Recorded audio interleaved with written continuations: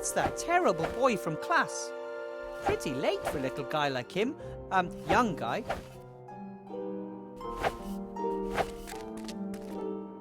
Hey! Whoa! You're Wilbur Weathervane! Out to make fun of me, are you? You're probably upset after I proved that I know more about magic than you thought at school this morning. What? What are you talking about, Master Weathervane?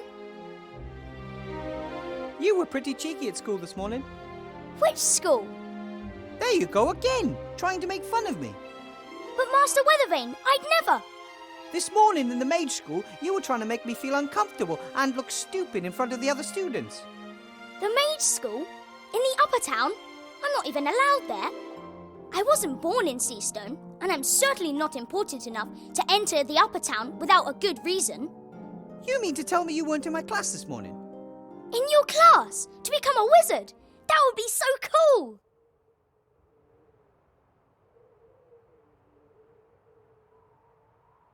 I still believe you're trying to make fun of me. Or do you have a twin? Not that I know of, Master Weathervane. Hey! Perhaps someone was controlling my thoughts without me realising. Now I'm sure you're trying to make fun of me. No, it is possible. Not all of the sorcerers, necromancers and lawyers in the Shadow Army were captured, right? You look like you're training for an important battle. No. I'm reenacting your battle. How you and Captain Bonnet and Princess Ivo defeated the Archwitch, Mortroga, in the Black Tower. Oh, really? It must have been the greatest battle of all time. The solitary heroes, surrounded by monsters, standing up to the leader of the Shadow Army and her son, Munkus. Boom, bash, ja! Well, maybe it wasn't quite that dramatic. 10 years of war, the artifact of divine fate, and suddenly, peace. What's not dramatic about that? Do you know what the artifact of divine fate is? It can fulfill your every wish. I bet you wished for evil to be defeated. Right, Master Weathervane? We never used it. The Archmage warned us that the artifact was just too powerful. But if you can wish for anything, why not just wish for good things? Archmage Alistair doesn't believe the world works that way, and I trust him. If that's what you think, then I think that too. It's getting late. Isn't it about time you went home? I'll wait until all the guests have left the tavern. Sometimes Sloth and Blout give me a room, if no one is renting it. You don't have a real home? I've got lots of homes. Sometimes I sleep down in the tent city, and sometimes Widow Twanky lets me sleep on the bench in front of her fire. But if I can sleep in a real bed in the pub, then of course I'd prefer that. I have a small room in the school. If you can't find a bed in the guest house, you're welcome to sleep at my place. My rabbit sheep won't be able to defend his bed in his usual manner, and I can sleep on the floor. That would be... wow! But the school's in the upper town. I'm not allowed to go there. Ah, silly rules. Maybe you'll win the lottery. Which lottery? There's a lottery tomorrow. The winner gets to live in the upper town. That would be fantastic! Maybe you'll get lucky. Everyone has an equal chance. I'm sure to win. And if not today, then perhaps next time. Was good to see you again, or met you for the first time. There's no way I would have forgotten if I'd met you before, Master Weathervane. Either the boy's making fun of me, or that's another item from our list of strange events.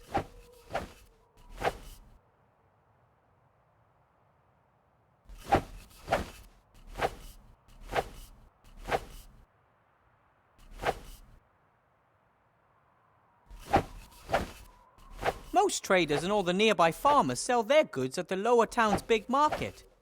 But Bill claimed this spot here as it's the only place he can sneak in the upper town contraband using his crane. Normally he works hard.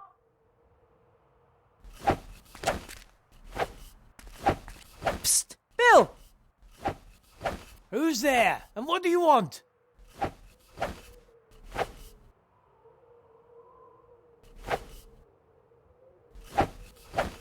It's me, Wilbur. Wilbur, come up here if you want something. But I want, that is, I'd like... forget it. Bother, I was too nervous. Psst, Bill! Who's there? It's me! Mr. Shieldhand, I want to talk to you about my bribe. Or lack of, to be precise. Why do you call yourself Mr. Shieldhand? Because I am... Anton. Anton Shieldhand is my name. And I want a bribe. Petey, is that you? It's bloody dark down there. Yes, it's me, Petey. Why are you putting on a funny voice all of a sudden? You really are a crazy dog. So what can I do for my favourite errand boy? I would like some smuggled goods. Can you be a little bit more specific? I need a barrel of brandy for the inn.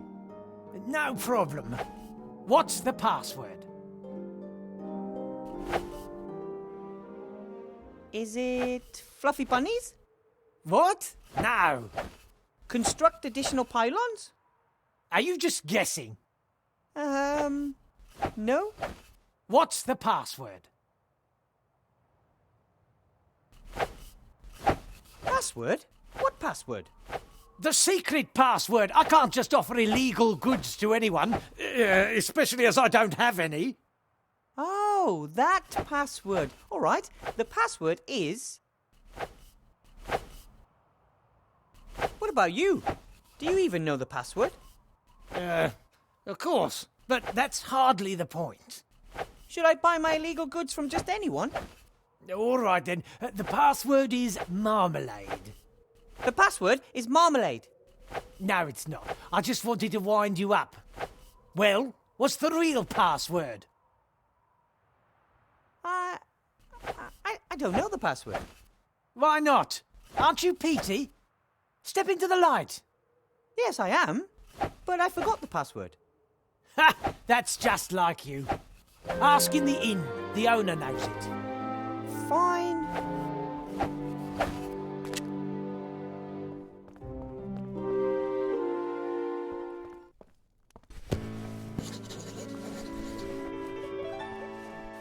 Hello, Sloth. Ah, Wilbur. Greetings. I have heard that you buy your alcohol from Bill. We don't have much choice. He's the only trader who'll sell us alcohol. Expensive! You're right there. The prices are unashamedly high. Would you perhaps be interested in a barrel of brandy? I'm sure that Bill would deliver today. No, thank you. We still have stock, and we have much fewer guests since the barricade was erected. But I need the password. The password for Bill's crane capers? If you were one of his trustworthy customers, you'd know it. Seastone is a big town with lots of merchants. Why is Bill the only one selling alcohol? Since the town was virtually besieged with refugees, there's been no way for the farmers and traders from the surrounding areas to get through with their ox carts. Right. And Bill gets his supplies by air. Just the same, there's still more than one merchant in the upper town, isn't there? Of course. Bill trades alcohol, another trades in lamp oil, the next one in mana potions. That way they avoid competition and set any price they want. I smashed them all! We are upset about it. How about we try and bring down Bill and his exorbitant prices? What are you thinking of? Bash him? Well, let's just say I could put the long arm of the law onto him. Shield hand? Tin Man. I don't know. The plan is absolutely Anton-proof. We're all set. I just need Bill's password and bam! We have him by his muttony legs. And it won't be traced back to us? I really don't want to be paying even more for our alcohol in future. It's a secret covert operation shrouded in secrecy. Shrouded in secrecy. He has earned it. Oh, all right then. The password is gold won't make you happy. Really? Here, a bag of silver for the brandy. It will be worth it if it scuppers business for Bill and his band of ne'er-do-wells. Thanks. See you, love. So long.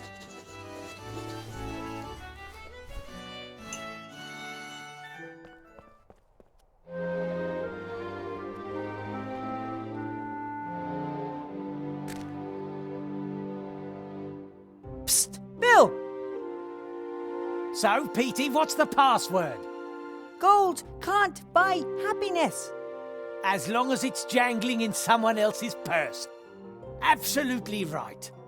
So, you wanted a barrel of brandy. Right. That'll be a small bag of silver.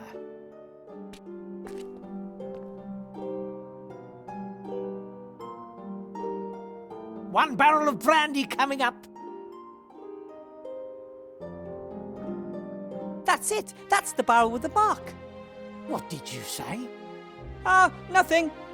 Just thanks for the delivery. As long as you pay, I deliver. Take care. Bill didn't pay any taxes on that barrel. And those taxes build roads, care for the sick and elderly, and pay for my apple. Shield Hand won't be impressed. Welcome back, Hordlings, to 12 minutes into the video and realizing the mute button was on. Fuck yeah! Alright, where'd it go? Fortunately, it's been a lot of dialogue and not much stuff for me to interject on, so...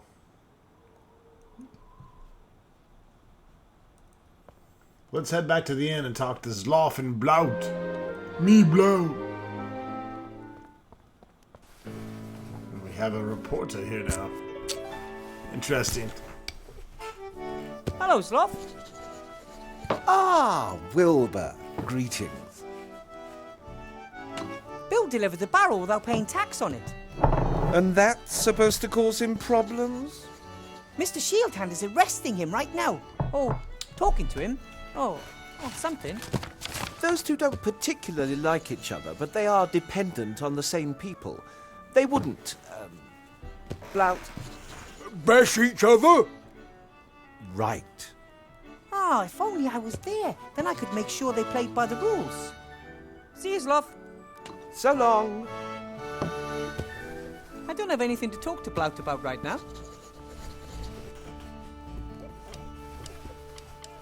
If I've ever seen a frustrated man, Fox, then it's him. Let's talk to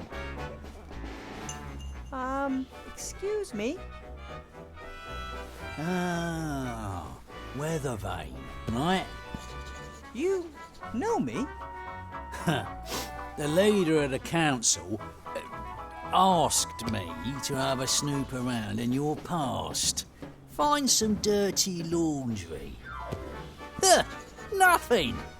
My Major's cape is still brand new. I got it when I became a professor. Do you like it? Very fetching. Why are you disturbing my quiet drink? I have a couple of questions. A couple? I saw you up there, at the lottery drum. Council leader Van Buren was there too. Not one of my greatest moments. Letting a politician tell me what I should write about her. So why do it then? You can't drink integrity. Anyway, it's fantastic being able to influence so many people's opinions. What I write becomes a big issue of the day, you know?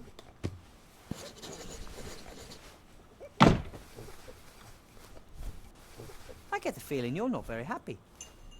Really? Why shouldn't I be? I've always got enough liquor in my belly and I've never earned as much gold as I have this past year. I spent it on women, alcohol and fast horses. I just frittered the rest away. I simply must be happy.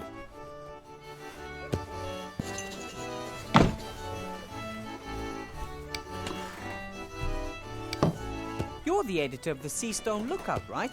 Mr. Fox. Archibald Fox. Your name is really Fox. You got a problem with that? Well, isn't that a little unimaginative?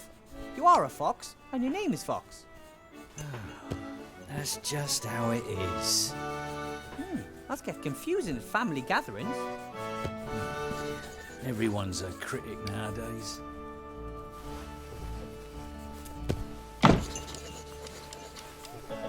This motherfucker's gonna be drunk. What are you writing at the moment? An article for tomorrow's edition. Pet dragon attacks on the rise. Child mauled. How does that sound? That's terrible. Is the child okay? Ah, don't worry. The kid is as made up as the problem with pet dragons. But then why write about it? Isn't it obvious? The Archmage simply doesn't do enough about the pet dragon problem. But I thought that there wasn't one.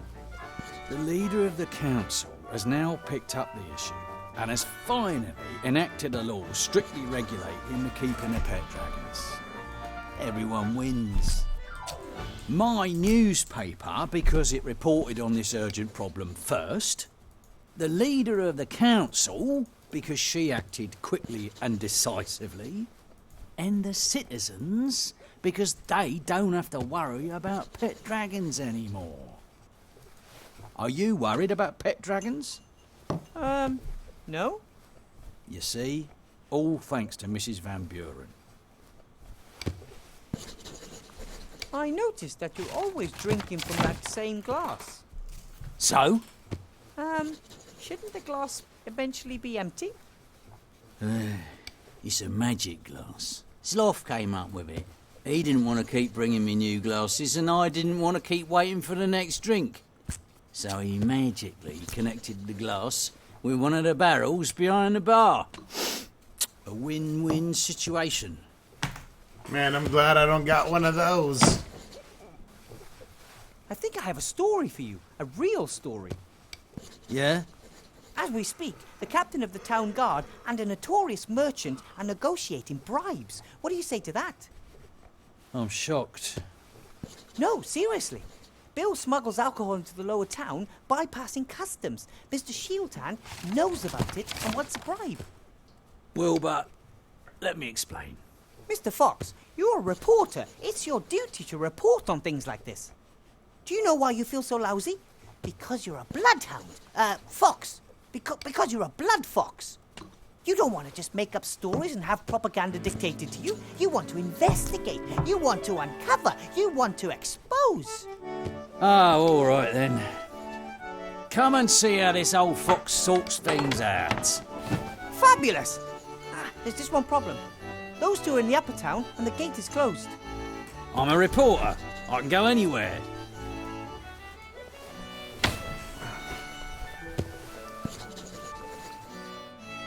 That's nonsense. If I gave you a gold piece for every barrel, I'd only be making 6 gold pieces profit on 3 gold pieces outlay. I may as well pay tax. I want my share. Nothing happens around here without my share. Good evening, gentlemen. And now him too. What's that I hear? Exorbitant prices being charged for alcohol, and this alcohol is being smuggled past customs into the lower town? I was just in the process of clearing up the affair. What do you want, Fox? Push off. We've got business to do. That's why I'm here. I want to show my young friend over there how business is done in this town. Exactly. That's why we have laws, you know. Go fuck yourself. Well, according to the law, Bill would have to forego lots of money, Shieldhand will be out of a job, and the little influence he has, and I will be worried about the alcohol supply chain. So what do you propose instead? I get my alcohol at the normal price from now on. No more daylight robbery for the old fox. Bill, You continue using your crane, saving you on customs. Our competent Captain Shieldhand here is then entitled to part of the savings. I save gold, you continue to earn more than you're entitled to, and Shieldhand makes a bit on the side. We all win. How does that sound? But Sounds fair to me. Oh, all right then. Ah, then we've got a deal. Come on, Shieldhand. This is cause for celebration. I already cracked open a beer. I started You celebrating see, before little Wilbury I here started the could video. clearly see that the situation was unsustainable. An arrangement which made you money suddenly leaving you empty-handed? Can't have that. Thank you, Weathervane. Perhaps I was wrong about you. Here, with this you can get from the lower town to the upper town any time. You've earned it. All right, I'm the fucking keymaster. This is the world I helped build. Rather than toppling it, I've become one of its pillars. That's the reason I'm not happy.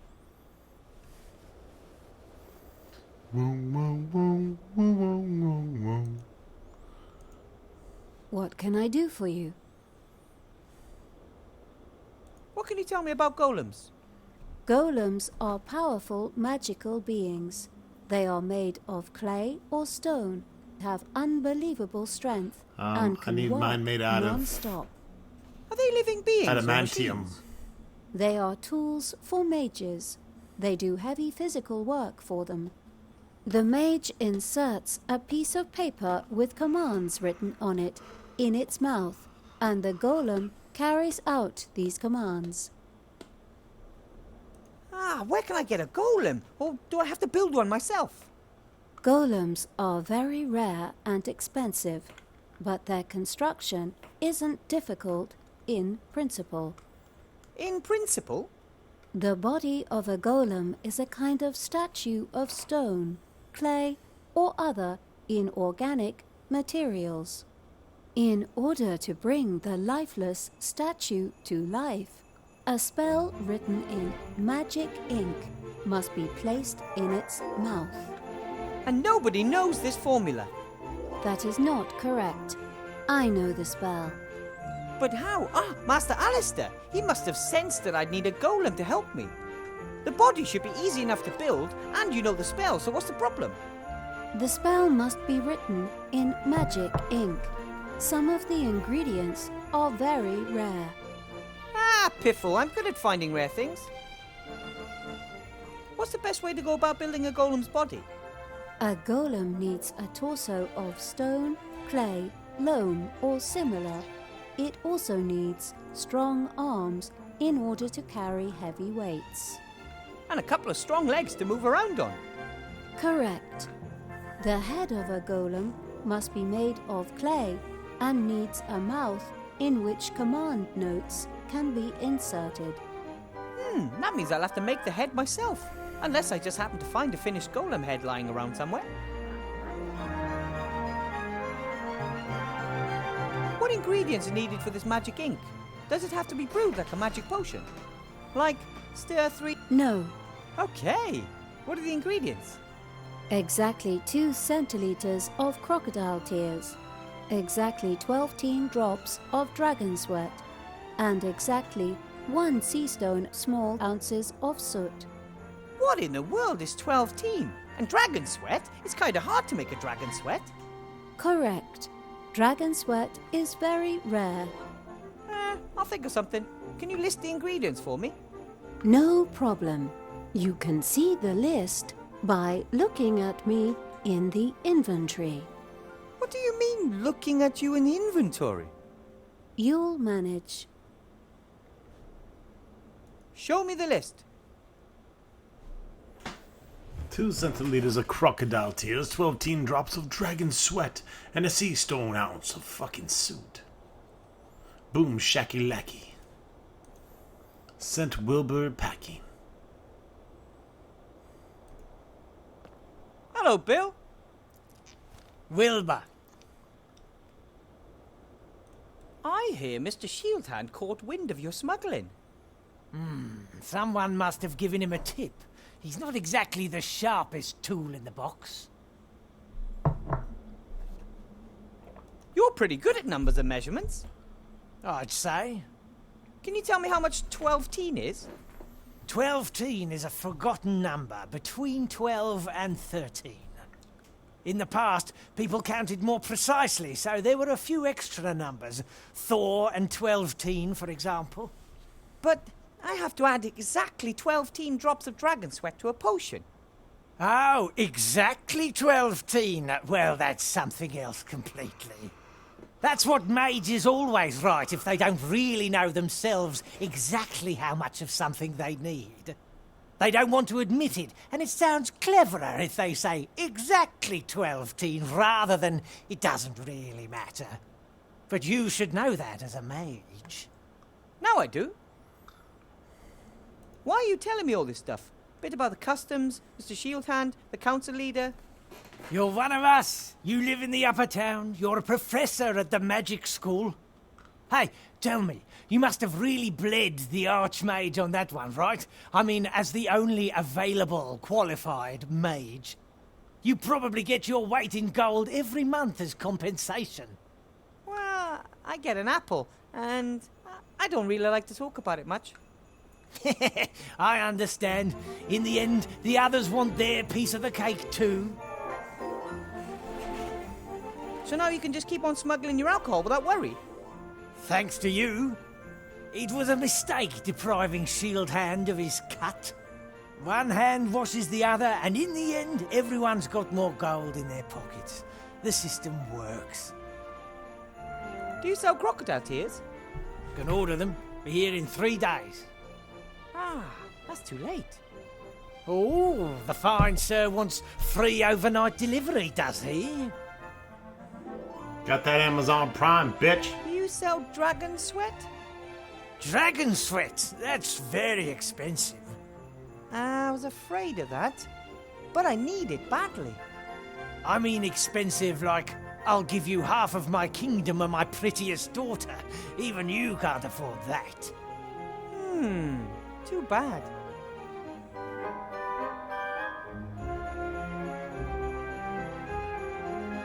I have to be going, Bill. See you next time. See ya.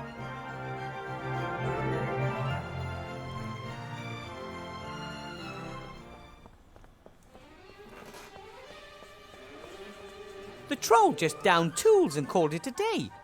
I should bring that up at the next staff meeting.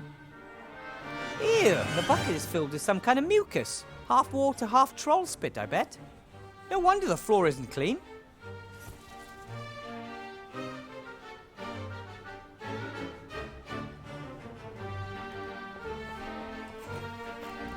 Remy hinted that I should have a look around in there. Something about the headmaster isn't quite right, that's for sure. I need to find me an inn or a brothel or something.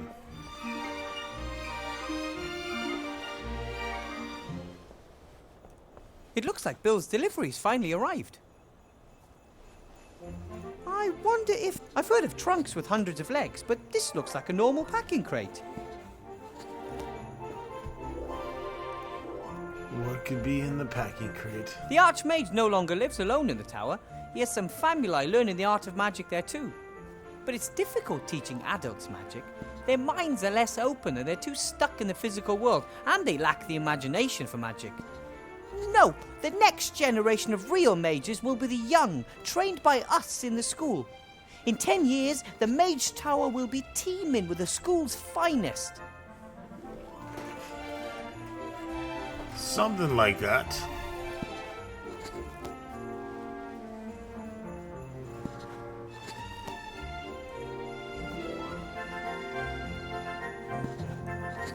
A broom with troll spit, that's what I've always wanted. And that wraps it up for this video, folks. Stay tuned for more soon to come.